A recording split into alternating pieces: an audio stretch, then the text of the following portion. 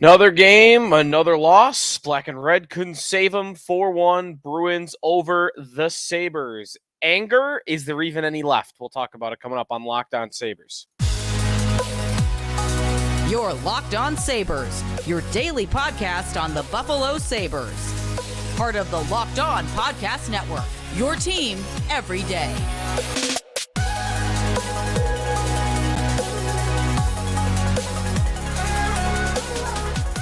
And thanks for making Locked On Sabres your first listen every day. We are free and available wherever you get your podcasts, including on our YouTube channel where you can watch the show. Be sure to like and subscribe us there. Part of the Locked On Podcast Network, your team every day. Today's episode brought to you by Gametime. Download the Gametime app, create an account, use the code LOCKEDONNHL, and you're going to get $20 off your first purchase.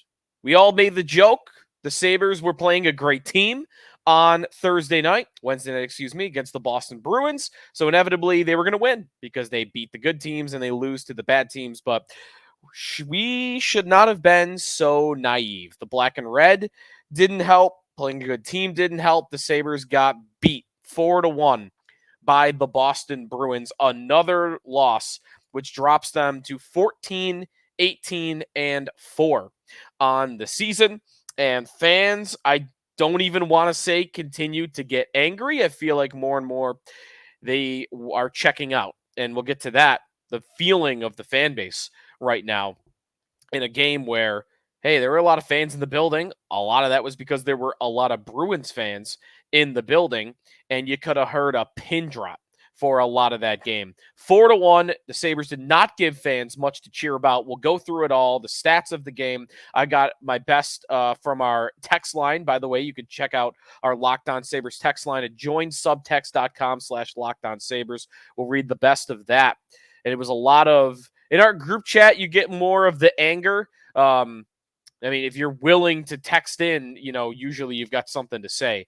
So I've got some good comments coming up from there. But let's go right to what we looked at in terms of the stats in this game. 4-1, the Bruins over the Sabres. The story of the game by far was that special teams let the Sabres down, and they let the Sabres down in a big way.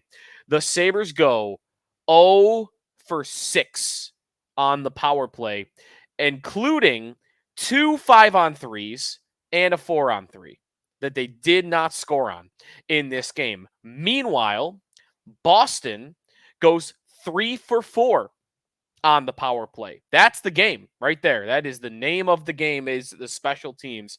The Sabres penalty kill has not had bad nights like this all season. In fact, on home ice, the Sabres have been the 8th best penalty kill team in the league going into Wednesday night's game. That obviously will be affected with this result. The power play has been the unit to let them down. 0 for 6, not a surprise to anybody that's been watching this power play all year long. I don't know. I think is it Matt Ellis that's in charge of the power play? Whoever it is, that's the guy right now that needs to have his job status looked at, because there are no answers on the power play. There is no creativity. There are no changes other than personnel changes, but the way in which they operate on the power play, I've been saying it all year. I don't even want to say it anymore because I feel like I'm beating a dead horse. They don't move. They stay stagnant. They get to their spots, and that's it. And they are the easiest team to cover in the league when it comes to that. I'm not surprised. The Sabres are 3 for 38 in their last 11 games on the power play. 3 for 38. One of the worst teams in the league. And in this night, when you had the penalty kill play performing poorly, combined with your power play performing poorly, and they got, beat on the scoreboard when at 5-on-5, Sabres didn't actually play that bad. Looking at some of the numbers for 5-on-5 and just the game in general, Sabres outshoot the Bruins in this game 26-25. Scoring chances at 5-on-5 were in favor of Boston, 19-12. Shot attempts in favor of the Sabres at 5-on-5, 45-34. And then the expected goals for in all situations, 2.7 for Boston, 2.3 for Buffalo, which meant the game was closer, by expected goals than what should have happened than, what happened on the scoreboard. And the power play is a big reason for that. Looking at some of the goals in this game, a couple I bet Devin Levi wants back. Not all of them. We got left out to dry a lot, especially in that third period when the Sabres were going all out. I don't blame them for that, by the way. You're down 3, go for it. Go all out. But it is, did I jinx it? You could blame me if you want, because I sat here in this chair all off season and I proclaimed that the Bruins were finally going to meet their demise because they had ignored the center ice position. The most important position on the ice, they ignored it. And they walked into a season with Charlie Coyle and Pavel Zacha and Morgan Geekie and a rookie who's now playing in the World Juniors and Poitras. Nobody's. I mean, Coyle's not a nobody, but he's been more of a third-line center, a second-line center at best on good teams in his career. And what did we get? Me jinxing them, because 3 goals from Bruins centers in this game. Those were the 3 power play goals, by the way, but Charlie Coyle gets his 11th and his 12th goals of the season. 12 goals on the year for him. He's going to have a career year. And Morgan Geekie gets his 6th goal of the year on the power play. So I apologize. If you're a football fan, I think you might get this comparison. I think it's a good one. The Bruins at center this year are, to me, kind of like the San Francisco 49ers at quarterback with Brock Purdy, where it's the most important position, but between coaching and a perfect infrastructure around that quarterback, the 49ers, more so than anybody, can just plug anybody into that position and get great results. They've done that with Brock Purdy, who was the last pick in the NFL draft last year. Why is he so good? Is it because of him, or is it because best offensive coach in the league, best offensive weapons we've seen in the league in 30 years, best offensive line in the league? Isn't that why? That's kind of the Bruins, isn't it? Is Charlie Coyle actually a 30-goal scorer like he's probably going to end up with this year? No, but he's got the best wingers. He's got the best defensemen. He's got the best coaching system, goaltending. Everything around those guys is perfect. So you're going to maximize what you're getting out of them. And speaking of naive, I think that, I'll be the first to step to the plate and say I was naive on that front, not seeing that they would get the most out of Coyle. They would get the most out of Zacha. Those guys would be okay because they were perfectly insulated in their roles. So that's what you saw in this game. I know it was power play, but Coyle netting a couple was big. The Bruins getting off to another quick start, 2-0 in this game in the first period. Mason Lowry scores 4:19 into the first period. How many goals are they going to let up within the first 5 minutes of play? The Sabres did not play well overall. I didn't think they really got going until the third period. And I will say, we're well past the point of moral victories with this team. So don't take this for me to sound like I'm defending them, because I don't want to be doing that tonight. But I will say, watching that third period, they really went 150%, 200% to try to get back in that game. After Eric Johnson scored 5:11 into the third with just a big old slap shot from the right wall, they tried, man. They went after it. They were all out effort from that point on to the end of the game, even when they had the empty net pulled with 3 goals down. Rasmus Dahlin blocking a couple shots, by the way. We'll have to see if we get any update on him. He blocked one with his ankle. It was really laboring on the bench. They really tried in the third, but hey, I had, we'll get to one of our mailbag comments from our group chat, but one was about them really just waiting until the third period when they're down 3 to have their best moments. And, you don't get a lot of credit. You shouldn't get a lot of credit for doing that. 4-1, Bruins over the Sabres. 7:30 was the puck drop, so it's a little bit later on in the night. TNT broadcast. I usually like the TNT broadcast. Watching some of it in this game, I did see a clip of Darren Pang say that. Darren Pang said, was talking about Dominic Hasek in the black and red jerseys. Another black and red night, by the way, which doesn't matter. And he's like, I can name everybody from that team. Jason Pominville. Like, the first name Darren Pang said was the wrong guy. He immediately had it wrong. He got to Zhitnik and Schmelik, so he kind of made up for it. But not a great night from Panger, maybe, at least in that moment. Sabres fall 4-1. We've got more to recap coming up here on the Locked On Sabres podcast. The state of the fan base. I don't think fans care anymore. And that's more worrisome than fans being angry. Get to that when we come back. Plus a mailbag here on the Locked On Sabres podcast. We are presented by FanDuel Sportsbook.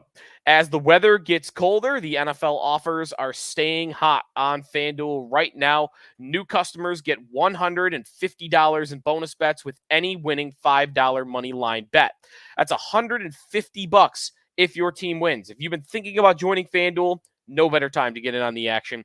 Everything's going on. You've got hockey. You've got the football playoffs approaching. You've got the NBA. You've got everything. The app is super easy to use, a wide range of betting options, including the spreads, the player props, futures, over-unders, and plenty more. So visit FanDuel.com/lockedon and kick off the NFL season. FanDuel, official partner of the National Football League. Back here on the Locked On Sabres podcast, Locked On's launched the first ever national sports 24/7 streaming channel on YouTube. Locked On Sports Today, here for you, your 24/7, covering the top stories of sports of the day with the local experts of Locked On, plus our national shows covering every league. Go to Locked On Sports Today on YouTube. Subscribe to the first ever national sports 24/7 streaming channel. It was not a fun environment at KeyBank Center on Wednesday night, and it shouldn't have been. The Sabres get beat, and the game was 4-0 in the second period, and plenty of reason for fans to want to leave early again. And there have been far too many. I mean, how many games this year? What percentage of games do fans want to leave early or have to debate when to leave early? It's really the season of that. And here was another one where you probably were better or best off leaving in the second period. Again, not making it to the third. They are really taking down. There is what is crumbling in front of their eyes is all the good faith that they started building back up with the fans as they started to get a little bit more competitive and they started to have people believing in this young core. All of that is being ripped up right now. All of it's being ripped up. And I don't blame any Sabre fan for what the question of what would it take to get you back fully invested in this team? I think the proper answer is the day they clinch a playoff spot. And I got that way with the Bills during their drought. I don't know when it was. It was around the 2013, 14, 15 time frame, I think, maybe right around when Rex showed up, where they'd get off to a little bit of a hot start. And I was very much, I'll believe when I see it. They made me skeptical. They beat the skepticism into you. And I think that has happened now with the Sabres. They have beat the skepticism into the fan base so that the next time we start seeing signs of life, I think you're going to have a larger group of people than before that are not inclined to believe that what we're seeing is real. And they've earned that. They've absolutely earned that. And I think the biggest worrisome thing here is you don't hear, I know Rasmus Dahlin mentioned it the other day. There were some fire Donnie chants in the Columbus game where they lost 9-4. I was in that crowd. I heard them. They weren't very loud. That building is a library. That building is quiet. And that is the biggest insult. And that is the biggest sign of what the team is, much more so than, man, if you remember when Suffering, which we are still in, that Darcy Regier proclaimed, over a decade ago, when Regier entered his first year after saying the word suffering, there were fire Darcy chants early on in that season, and I remember them. They rang throughout the building. This doesn't happen. The energy isn't there. They've beaten the energy out of people. And that is where I've said this before, and I don't want to sound the alarms because I don't even know if it's even worth worrying about. I think about a lot the long-term health of this franchise, the long-term health of this hockey team being here in Buffalo, because To my eyes, I'm in that arena. The team existing doesn't make any financial sense at all right now. None. And that's a lot of that's on the team. Actually, not all, a lot of that. All of that's on the team because we all know what this looks like when they're actually great. We all remember 07. We all remember 99. We all remember, well, we don't all remember 75, but if you didn't, you don't, you can imagine, like me, you can imagine what it was like. When this team is good, they're a flourishing business. Not to the level of the Leafs, not to the level of the Rangers. There's a stat out there that like 80% of the revenue in the NHL is generated by like 5 teams. I know that's true. Buffalo's a small market. They're never going to be the big moneymaker of the NHL, but they could be net positive. They could be a healthy business, and they're not that. How long have they been net negative? I don't know. I don't see their books. I can't imagine they're making any money over there. I have to think that they're probably, losing a lot of money. And, the Pagulas have their roots here. With the Bills now, like in Harbor Center, I know they've kind of, cleansed themselves of the businesses of that, but they're still very deeply rooted here. There's a new stadium being built in Orchard Park. I can't imagine them, ever wanting to sell this team, especially when this is the reason Terry showed up here. It was this team, not the Bills, his love for the Sabres. But I don't know how much money can you take? There have been rumors in the past about selling a minority stake. I don't know.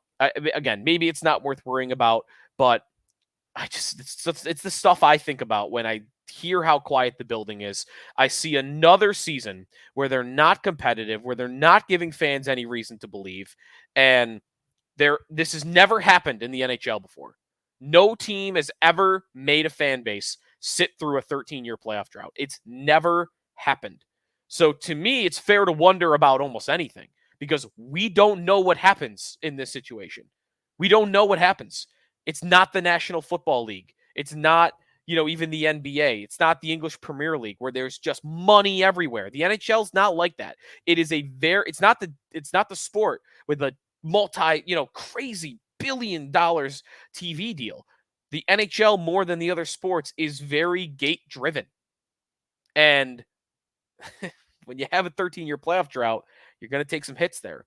So to me, they got to get fans back invested. And the only way to do that is to push the envelope, is to make trades to get better, is to not sit for 5 years and wait for this young core to figure it out. Go do it. Because every game that happens in that building this year, they are losing another fan. Every game. My brother was someone that kind of checked out on the Sabres. He's a Sabre fan, but, he's not as invested in the team as I am. And my brother was super into them in 06, 07 and 10, 11. Super into it. Loved the 11 team. Weirdly, loved that team. Nathan Gerby. But then the suffering, and he checked out. And then this group showed up, and, I'm going to check back in. Look at this. Middlestat's good again, and look at Tage go. And he checked back in. He was at the Columbus game, and he's like, "That's out. I'm out again. I'm out again. Call me when they're actually good." And I think every game that passes, what's the number? Dozens? Hundreds? Probably not thousands, but there's a certain number of fans every time they play in that arena that checks out and says, "Yeah, I'm not coming back here until they're actually good." That's a problem. It's a big problem on a multitude of different levels. It's a problem for the fans. It's a problem for the team. It's a problem for ownership, the coach, everybody involved. It's not good when every time you play in that building, you lose a certain number of fans. We will take another timeout here, and I've got some mailbag comments from our text line as the Sabres lost 4-1 to the Boston Bruins. That is coming up here on the Locked On Sabres podcast, and we are presented by Gametime here on the Locked On Sabres podcast. Gametime, you shouldn't have to worry about where you're buying your tickets to your next big event. Killer last-minute deals, all-in prices, views from your seat, and their best price guarantee. Gametime takes the guesswork out of buying tickets. Find exclusive flash deals and sponsored deals on tickets for football, hockey, basketball, baseball, concerts, comedy, theater, and more. With zone deals, you pick the section, Gametime picks the seats for an average of 18% savings. And the Gametime guarantee means you'll always get the best price. If you find tickets in the same section and row for less, Gametime will credit you 110% of the difference. Take the guesswork out of buying tickets with Gametime. Download the Gametime app, create an account, use the code LOCKEDONNHL for $20 off your first purchase. Terms apply. Again, create an account, redeem the code LOCKEDONNHL for $20 off. Download Gametime today. Last-minute tickets, lowest price guaranteed. Final segment here on the Locked On Sabres podcast. I made the joke on our text line. Join subtext.com/LockedOnSabres if you want to join in on become a sortie. I made a point that, hey, the Sabres should just not get their nickname. They should not be allowed to be called the Sabres until they should get good. We need a vibe change. How about just Buffalo Hockey Team? Until you get good, Buffalo Hockey Team. You want your nickname back? Go make the playoffs. It's a dark time. A few of our best from the text line on Wednesday night. I want to start with a comment that we had towards the end of the game, just to follow up on our previous conversation, my previous point here about, what's happening in the crowd. One texter replied, I remember when the Panthers were bad. And remember, they had the longest playoff drought before the Sabres. If they won at home, you'd get free tickets to another game. Wow, how times have changed for them. I saw that, and I did not know that. So I went back and looked, and that is true. The Panthers had a thing when they couldn't get fans in the building, when they were bad, where if you won a game at home, you'd get free tickets to the next game or another game. Could that happen here? Is it impossible? I don't know. Maybe it is. It's very embarrassing, but maybe you just eat the embarrassment because you have more fans in the building. I think, to me, that's what I would do. I would say, we're going to take a hit.